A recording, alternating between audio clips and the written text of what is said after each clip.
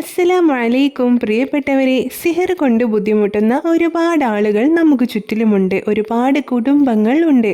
കാലം എത്ര പുരോഗമിച്ചാലും സിഹർ ചെയ്യുന്നവരുടെ എണ്ണം കൂടിയിട്ടേ ഉള്ളൂ. കാരണം മറ്റുള്ളവരുടെ വിജയം, അവരുടെ ഉയർച്ച ഒന്നും കാണാൻ ഇഷ്ടപ്പെടാതെ അവരൊന്ന് പരാജയപ്പെടണം എന്ന ഉദ്ദേശത്തോടെ സിഹർ ചെയ്യുന്നു. വൻ പാപങ്ങളിൽ പെട്ട ഒന്നാണ് എന്ന് അറിഞ്ഞിട്ടും അസൂയ കൊണ്ടും ഒരാളുടെ ഉയർച്ച കണ്ടിട്ട് ഇഷ്ടപ്പെടാതെ അയാളെ എങ്ങനെയെങ്കിലും ഇല്ലാതാക്കാനും അയാളെ പരാജയപ്പെടുത്താനും ചെയ്യുന്നവർ നമുക്കിടയിലുണ്ട്. ഇന്നത്തെ വീഡിയോയിൽ ഞാൻ നിങ്ങൾക്ക് ഒരു ആയത്തിനെ പരിചയപ്പെടുത്തി തരാം. ഈ ആയത്ത് ഓതി വന്നാൽ ഒരു സിഹറും ഏൽക്കുകയില്ല. എല്ലാവിധ സിഹറിൽ നിന്നും അള്ളാഹുവിന്റെ കാവൽ ഉണ്ടാകുന്നതാണ്. അള്ളാഹുവിന്റെ വലിയ കാവൽ നമുക്കുണ്ടെങ്കിൽ പിന്നെ എന്തിനെയാണ് നാം ഭയപ്പെടേണ്ടത്? ആരെയാണ് നാം പേടിക്കേണ്ടത്? ഒന്നിനെയും നാം പേടിക്കേണ്ട ആവശ്യമില്ല.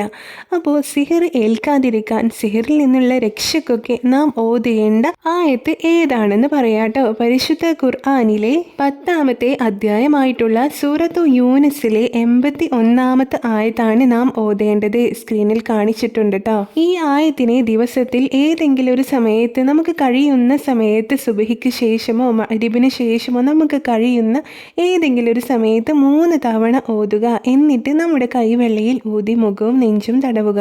ഇങ്ങനെ ചെയ്താൽ സിഹിറിനെ കുറിച്ച് യാതൊരു ഭയവും നിങ്ങൾക്ക് വേണ്ട. സിഹിർ ഏൽക്കുകയില്ല. അള്ളാഹുവിന്റെ കാവലുണ്ടാകുന്നതാണ്. ഇനി സിഹിർ ഏൽക്കും എന്ന് നല്ല ഭയമുള്ള ആളാണെങ്കിൽ ഈ ആയത്തിനെ 11 തവണ ഓതിയിട്ട് മുഖം തടവുകയും നെഞ്ചു തടവുകയും ചെയ്യുക കേട്ടോ. ഈ ആയത്തിനെ ദിവസവും ഓതുന്നത് പതിവാക്കുക കേട്ടോ. ഇതിന്റെ നേട്ടം കൊണ്ട് സിഹിറിൽ നിന്നൊക്കെ അള്ളാഹു കാവൽ നൽകുന്നതാണ്. മനസ്സിന് സമാധാനമൊക്കെ ലഭിക്കുന്നതാണ്. ഇൻഷാ അല്ലാഹ് ഈ വീഡിയോ നിങ്ങൾക്ക് ഉപകാരപ്പെട്ടു എന്ന് വിശ്വസിക്കുന്നു. വീണ്ടും ഇതുപോലെയുള്ള അറിവുകളുമായി വീണ്ടും വരാം. അസ്സലാമു അലൈക്കും.